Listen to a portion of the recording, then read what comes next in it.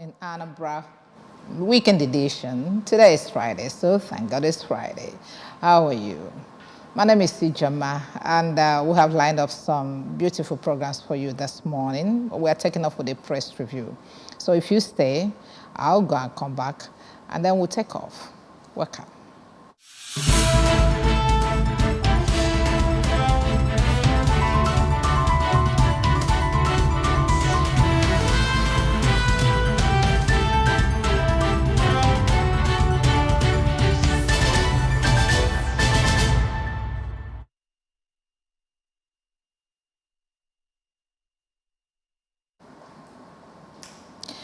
Express review, when we look at the pages, the front pages of national dailies.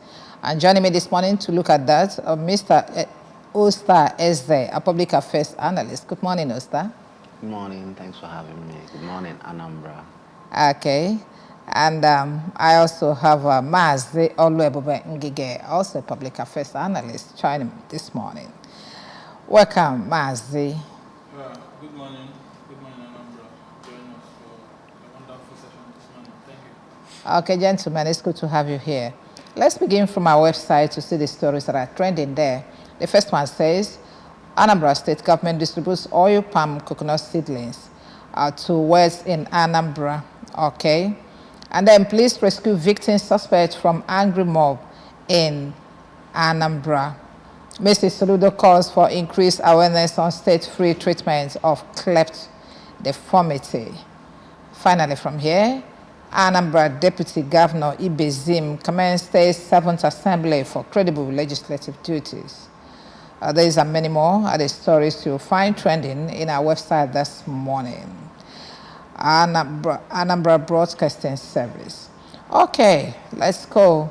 There's mob action that is like we have been known for this, and I don't know why. Mazi Oluebumegige.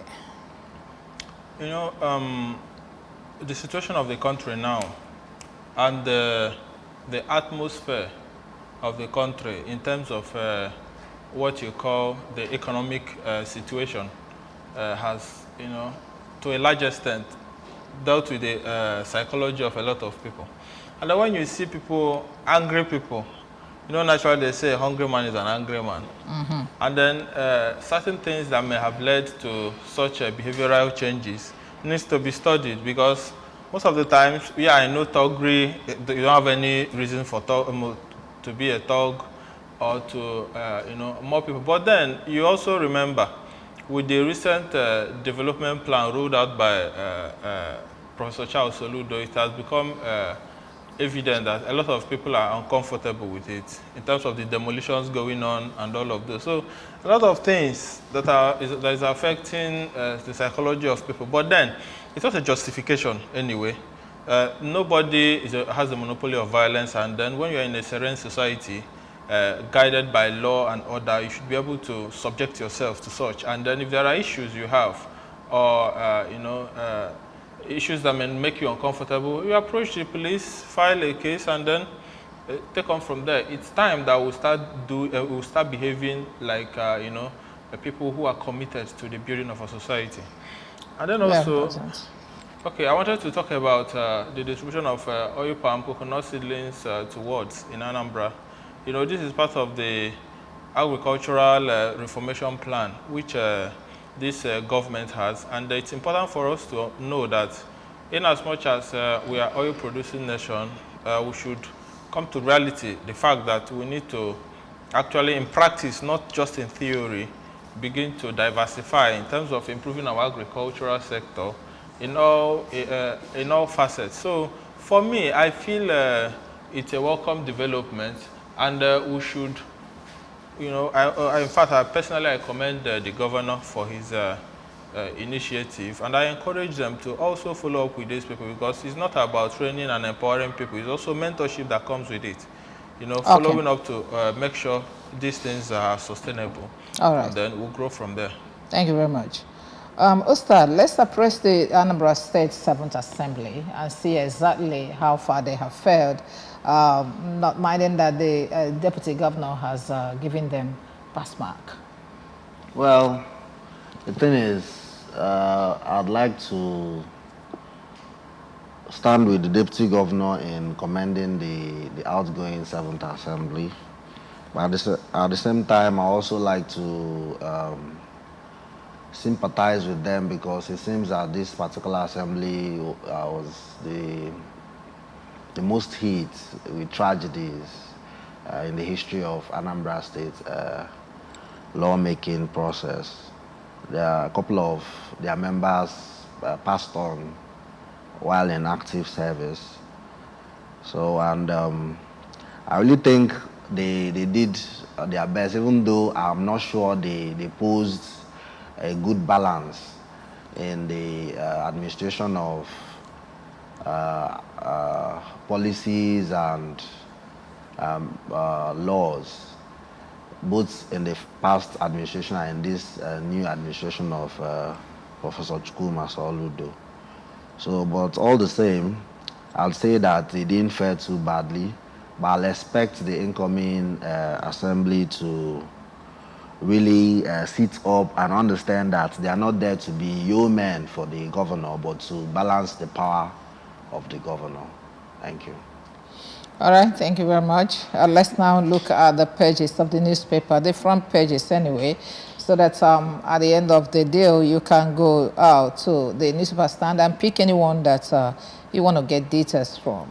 We're starting with the Daily Sun.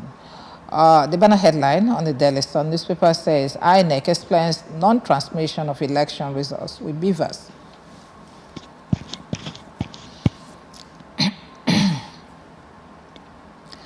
Okay, but beside the name templates, we have this one that said, Mba in Aso Rock asked Tinubu to release Kanu, says such gesture will begin healing process, outlines security economic plans for Enugu.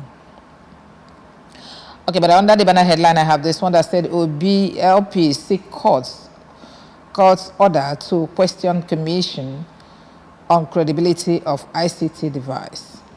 Gentlemen, let's start with this. Okay, if you look at what's going on in that tribunal, yeah, INEC explains non-transmission of election results with beavers. You know, there is something that stood out in that particular report. During that court session, one of the, I think it was about two witnesses, according to the subpoena by the Atiku representative. There is the pattern of testimony that is unique about the two guys that were testifying. So they said the senatorial election and the other one they were able to upload successfully, but when it came to presidential election, the system stopped working. The system malfunctioned. So, and then they resorted to offline means. They resorted to offline means of transmission. Now, at the end of the day, it became important that, and then also, there was someone also that he said is an expert, that was is an INEC security expert, that was also questioned. And then the guy said the system had its own database monitoring system or something that is used to monitor and filter data that is entered through the bimodal device into the IRF portal. And that stood out for me. And I became curious to say, what exactly is that particular portal that interferes with the transmission of bimodal device into the IRF portal? That particular spot, that mid-man software, what is it exactly for? And then if you look at under the banner headlines, you find out that Labour Party, they wanted to interrogate those experts. And then INEC is objecting to allow them to be cross-examined. Why? They said the request, they didn't file the application during the pre-hearing process. Therefore, they don't have, it's illegitimate for them to now request to investigate, to question those experts further. Why is INEC behaving as if they have something hiding, it's quite or that they funny. participated in the election themselves? It's quite funny, and that is what we want in this country in terms of, because this whole process, if it is not seen to be transparent enough, that means you don't have the confidence of the people. That's why I agree to an extent our judicial system is on trial once more. And if you, in as much as this issue raises a lot of dust, it's important for people to understand that it is, Nigeria is at the point where every process of its operation is under question. So they should do whatever they have to do. Obi's team have presented an AWS expert. That's Amazon Web Services expert. Amazon is a foreign server owned by Amazon that hosted, is a virtual private server that hosted those softwares. So it's important for them to bring in an expert that will testify, because even though you wipe things from Amazon servers, there is a way to recover them. That's what the lead lawyer said. And that is why they are fighting tooth and nail to avoid cross-examination of those INEC experts, because you need to find out that there are a lot of things that happened prior to the election. The changes of some staff who were top staffs that saw to the creation, to the coding of those softwares, and then demotion to just secretary in a different state. A lot of things that make people question. So if INEC and other people involved in it wants to end the trust of the citizens of this country, they should allow the judges and the legal process to take its course. All this unnecessary objection is taking a long time, and it will make people lose confidence in the process. And you know, Nigeria is about people, it's about the citizens that are here. So if you get everybody to, you know, have a kind of uproar in the system, it means you're not saving the country. So okay. I encourage them to calm down and let the legal process take its course, because it's obvious, and the overwhelming evidence is now up to them to allow the judge and the tribunal do the right thing. Okay, nobody in court wants to be defeated anyway, especially when you have skeleton hidden in your cupboard. I agree. Okay, Osta Mba in Aso Rock, let's look at that visit where he was calling for the release of Nnamdi Kanu, and not just that, there are some certain policies he has taken for the few days he started work. He has tried to talk about the stop of sit at home and a whole lot of things. Let's look at Mba and his new start.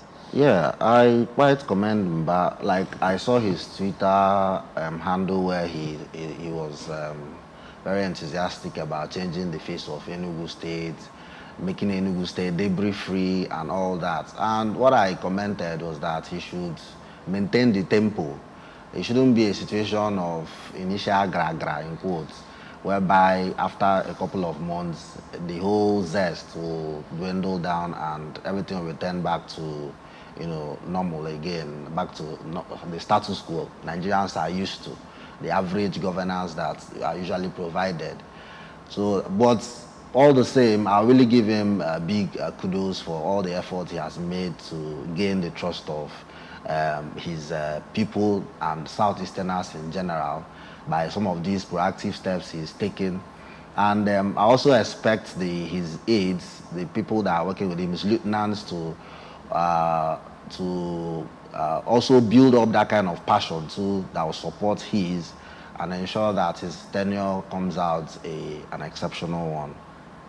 Thank you. Okay, thank you very much. Let's look at other stories before we start talking again. Other stories coming from Daily Sun says, Makinde Wike Otomi Bazu Ugwanyi meet Tinubu seek equity, fairness, justice. And then panic in Anambra Assembly as armed men try to abduct member-elect. El-Rufai under fire over viral video. Tears as ex-Senator Annie Okonkwo dies at 63.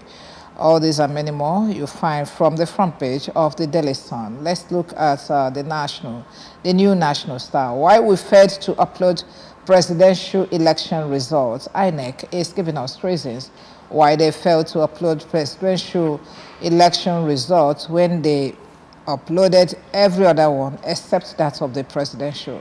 Okay, APC, Tinubu rejects witnesses' accounts.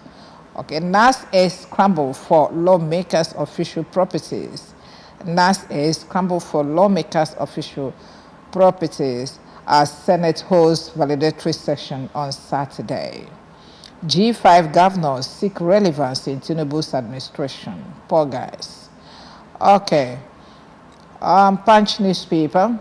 National Assembly leadership, Tinubu's meeting with lawmakers failed to resolve zoning crisis. with some riders there. President called for zoning, failed to name anointed aspirants, sources. And then opposition parties claim majority plot to use number against APC candidates. Nigerian Air, Ariwa Group demands Sirika's arrest. And then INEC APC oppose LP's request to quiz IT experts. They will keep opposing until this time is run off. Return home for vote buying trial. APC tells Adebutu. And then a whole of other stories coming from the Punch newspaper. Daily Independent is an next paper. Tinubu APC opposed INEC staff testifying in articles petition. Let's look at the riders there. The riders there said Obi seeks order to question INEC on ICT experts used in poll. Okay. And down here, PDP vows to deploy strength maximally in NAS leadership election. Once APC, INEC derailing democracy. Okay. Do we have other stories coming from here? Not too important. Okay. This day newspaper, Sule Buhari spent over $19 billion on fixing refineries in 8 years without results. That story is on top of the name template. But the banner headline on this day says, Tinubu meets senators, members-elect, charges them to work together, choose own leaders. Really? Okay. And then the Nation newspaper, Tinubu's parley boost Akpabio's Abbas chances. And then the Guardian newspaper, in search of independence, 10th National Assembly for tough times. This is the banner headline coming from the Guardian newspaper. Daily Trust, support Akpabio, Tajuddin, Tinubu urges lawmakers elect. He's giving them independent to choose, and here he's asking them who to support. Let's look at the riders. President gets governors by in. Yari Carlo remain in race. Betara meets Asiwaju today as Wuse insists on contest. Wase insists on contest. Okay, the last paper this morning is Nigerian Tribune. 10th NAS, Tinubu pushes on, meets lawmakers elect. With some riders there, canvasses unity, national interest, wants them to downplay politics, meets G5, all governors in support of APC zoning template. Ogun Governor, PDP will work with all the political parties. Olagunagba says that. Okay. Tinubu signs first bill is another story coming from here. Tinubu signs first bill, and what it is, new act harmonizes judicial officers' retirement age and pension. DSS storms Anambra Assembly, attempts to whisk away newly lawmaker elect. And then NNPCL yet to reconcile 8.5 trillion fuel subsidy claims. This one is coming from Remark. And then the governor in Aso Rock pressed for Nnamdi Kanu's release. Down here, subsidy, Falana lists 22 corruption cases that cost Nigeria trillions of naira. These are the stories making the headlines of today, the 9th day of the month of June, 2023. Gentlemen, let's shoot. Yeah, from this day newspaper, the headline there says Buhari spent over $19 billion on fixing refineries in 8 years without results. You know, something that usually occurs to me when issues like this come up is that when I look at the hypocrisy of government, you find out that you will not be able to justify certain actions they are doing, they have taken. In Nigeria is an oil producing nation. You export your crude to another country, far away, different continent to process, and then you bring it back, you buy it back. Inside this same country, there's a group of people who are termed Niger Delta militants, and they have illegal refineries, but they are refining fuels, kerosene, but they are termed illegal. But the government over 8 years have spent $19 billion trying to revitalize their own refineries, yet it hasn't worked for 8 years. Isn't that hypocrisy? So what actually happened to the $19 billion? So, yes, It was you swallowed see in them. You see those refineries every morning. You see people come there to work. People who fill the administrative block, doing what? You have from operations to administration. Everybody's food is full. And yet in the refinery, no oil paying is coming salaries. out. No oil is coming out. So what are they They're doing? only keeping the ones that have been refined afloat and selling to tankers that are coming, and then and the low pressure gas and all of those. It's just a depot, more like that. You know. So at the end of the day, you begin to wonder: a country that wants to move forward, when you see that what you're doing is not working, what stops you from doing public-private partnership? Instead of that, grant that license to these modular refineries. People that you think they are illegal, go there, find out what they are doing that have made them, with so much little fund, they are doing what you couldn't do with your heavy billions. With $19 Find billion. it out, empower them, give them these licenses, and stop monopolizing anything. And you see, these are the things that would have been done before you talk about removal of fuel subsidy. When you do these things, grant them licenses, help them to build up those refineries and make it safer. You find out that before you know it, these resources will fill the market, and the price must surely come down and balance out. Then you gradually remove fuel subsidy. Isn't that a fair deal? So at the end of the day, the hypocrisy bothers me. So Okay. we're here fooling ourselves while the real thing is there, and we're not ready to do it. Okay. Yeah, which of the stories? Now, when you look at NAS-8, scrambling for lawmakers' official properties. Now, I'm actually impressed with the way New National Star cast that headline. Okay. It was the emphasis is on the official. I was thinking official properties imply that those properties are meant to be left behind as the lawmakers exit. But you've seen the practice that once a particular dispensation leaves, the new dispensation that is coming in will buy new furniture, new everything, new properties, and to replace the ones that were there. Now, those ones that were there, probably they'll get auctioned out, or they get maybe given out, and all the scrambled. Yeah, of course. Now scramble for just as this one, just like what's going on right now, and it's quite despicable how we go about this, and we expect to advance as a country. There is nothing that would prevent these lawmakers from maintaining those properties that had been left behind by their predecessors. That's actually supposed to be standard practice. And that way we show that we're a conservative country. We're a country that is not wasteful. These lawmakers everything they use is brand new. All right? But you tell me which other, besides the lawmakers and some of these thieves in the high places, which other Nigerian can afford brand new stuff, brand new cars, brand new furniture, brand new every property? 4 years. Every 4 years. And I understand that they get to change some of these things from time to time. So the truth of the matter is that there's a lot of impunity that is going on in this country, and they get overlooked. All right? For instance, talk about some of these cases of obscene amount of money that are being mentioned that got spirited away in the name of one project or the other. All right, and at the end of the day, nobody gets called to take responsibility for some of these things. All right, a lot of money had been mentioned as having been lost. All right, having been embezzled. And then you don't hear of how these monies were recovered or how the persons involved got prosecuted. And that is why the people who come up subsequently get to gain that confidence to still continue with, grabbing whatever of our common patrimony that they can lay their hands on and making away with them.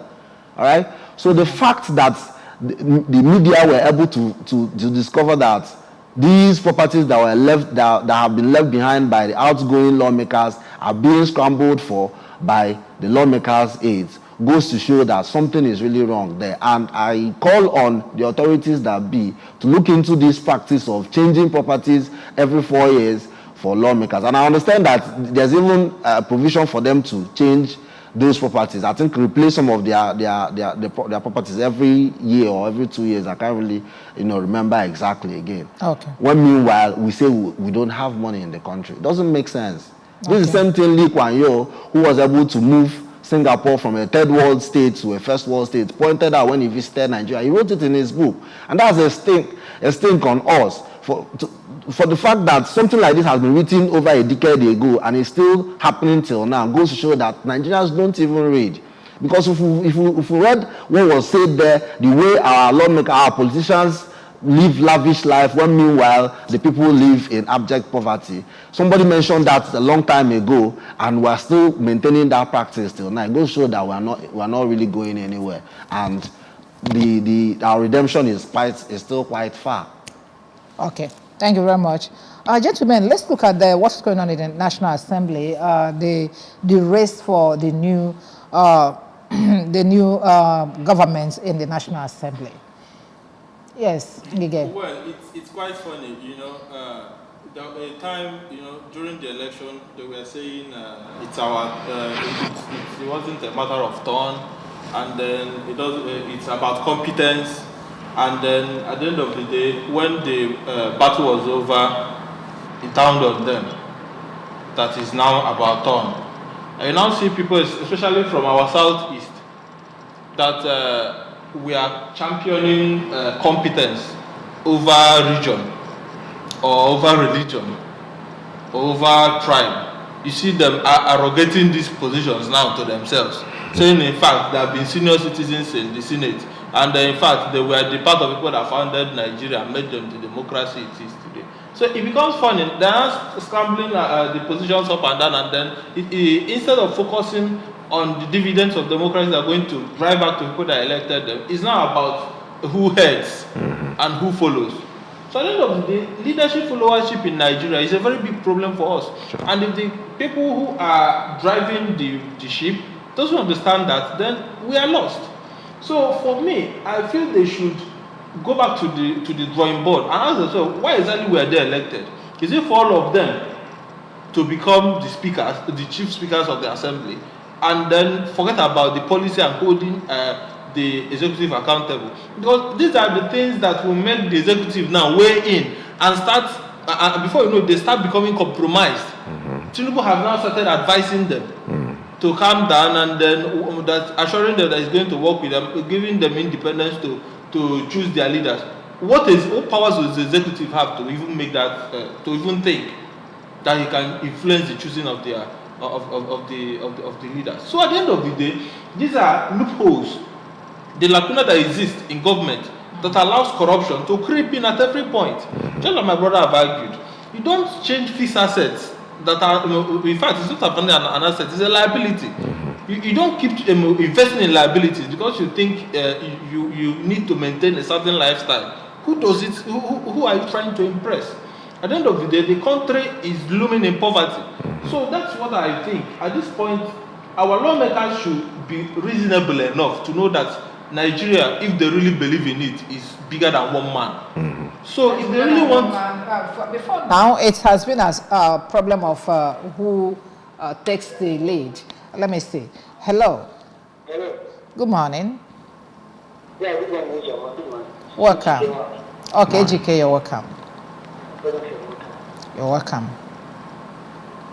Gentlemen, good morning. Good morning, welcome. I want to make a comment on the National Assembly leadership. Go ahead. I don't really understand what is happening there.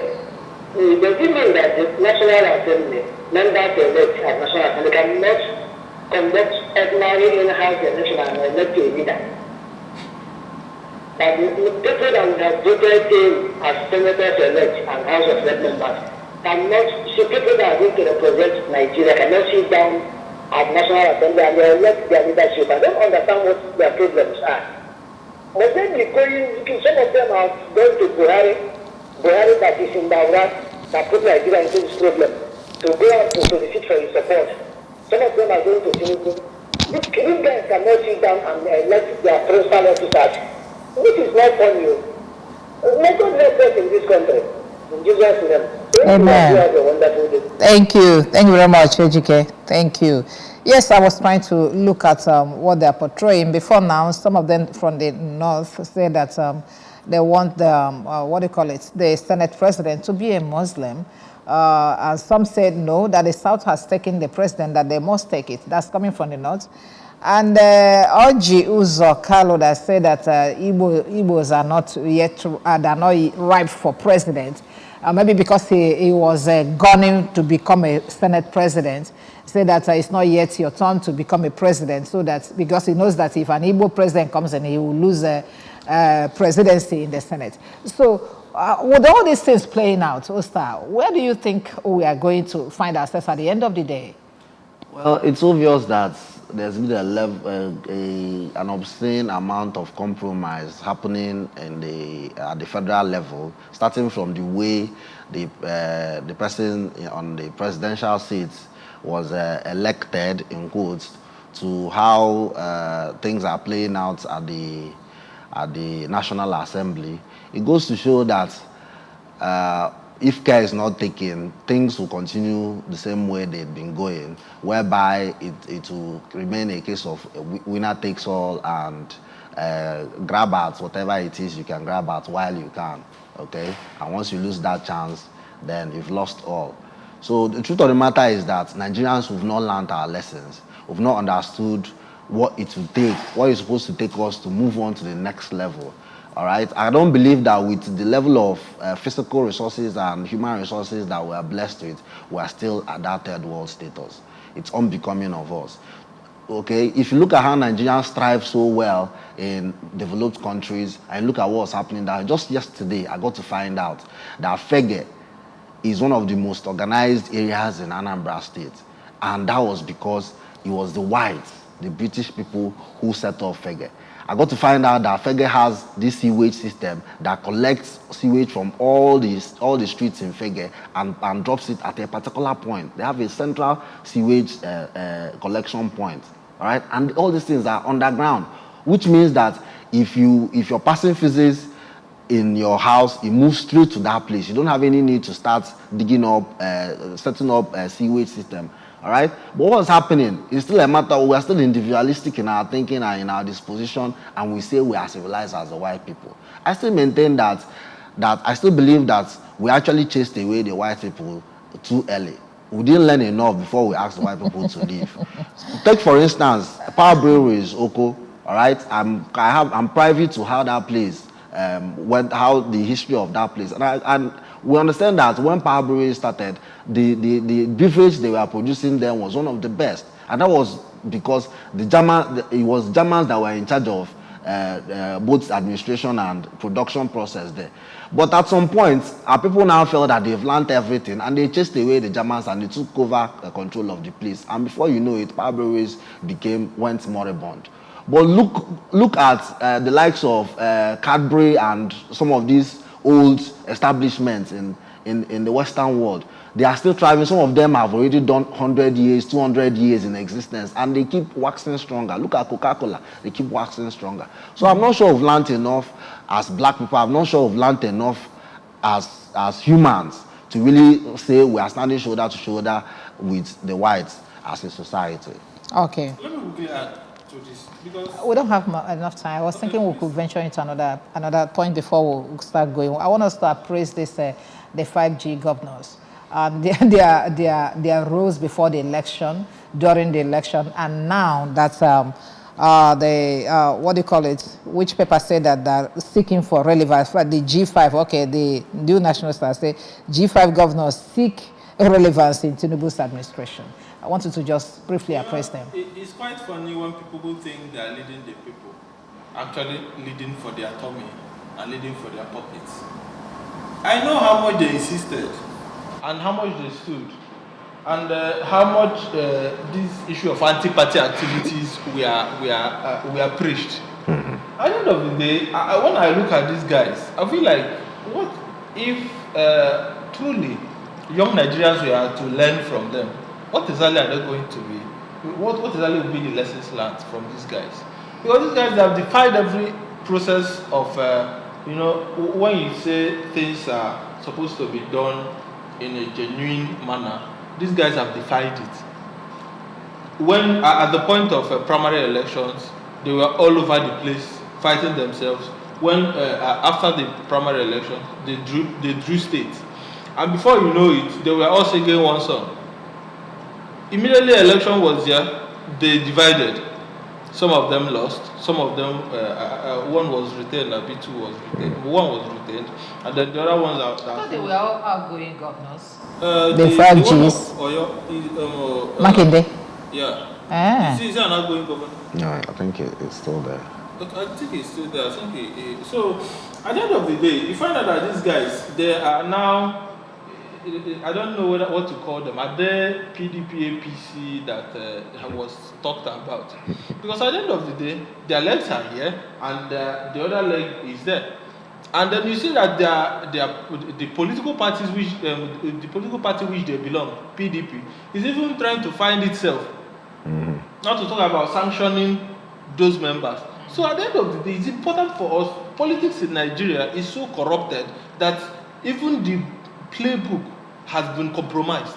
So you don't know which is which. They're supposed to be sanctioned if truly they know what they are doing, the PDP. And you see that these are anti-party activities. And you see them going to the back, and at the end of the day, they are lobbying still with the same PDP. At the end of the day, it becomes very funny because what they are doing, and now they are in Asorok doing what? Thinking they are one Nigeria at the end of the day. Wanting to jump to APC. So it's very funny. These guys, they don't think about the average man in the streets. They are thinking about themselves. So when they open their mouth, they say one thing. In practice, they do another. Okay, let's finally look at this. El-Rufai under fire over a viral video. A Catholic place asked Tinubu Obasani to call ex-Katna governor to order over comments on same-faith tickets. Yes. You may have seen the video. Yeah. We don't understand how, but after the interpretation, the fireworks started. Yeah. Well, the thing is, I think they politicized that particular interaction El-Rufai had with his people a little bit, because I tried to listen to watch that video as objectively as I could, and I felt El-Rufai was just taking pride in the fact that they won, in quotes. Which was why. Do you understand Hausa? No, it was subtitled. The video I saw was subtitled, so I assumed the subtitle was actually saying, was actually representing what he was saying in Hausa. And the fact is that I think he was just having a feel of himself, the fact that they won. 1 minute, please. Yeah, hello? Hello? Hello? Okay, we are running out. So what I was trying to say is that I feel El-Rufai was just taking pride in the fact that they won, and having a field day celebrating the win with his people. And then some other persons watched the video and felt he was propagating an all-Muslim government. Okay. But I know in that video he mentioned that part of what they want to prove is that a Muslim can be in power and they will still give enough tolerance to Christians. I think that was the part I saw. So I'm trying to be a little maverick in my view. Why must we always be a Muslim? Why can't a Christian be in power and they tolerate others? We are running out of place. Gentlemen, I'd like to thank you very much for coming. If we start talking about Nigerian issue, we won't go today. So thank you very much, Osta Eze. Thank you for coming. Thanks for having me once again. And thank you, Maziolu Ebubengige. Thank you very much for coming. Okay, that's where we're drawing the curtain for this week's newspaper review. As a matter of fact, a fresh edition will come your way Monday next week. My name is Sijama. God bless you.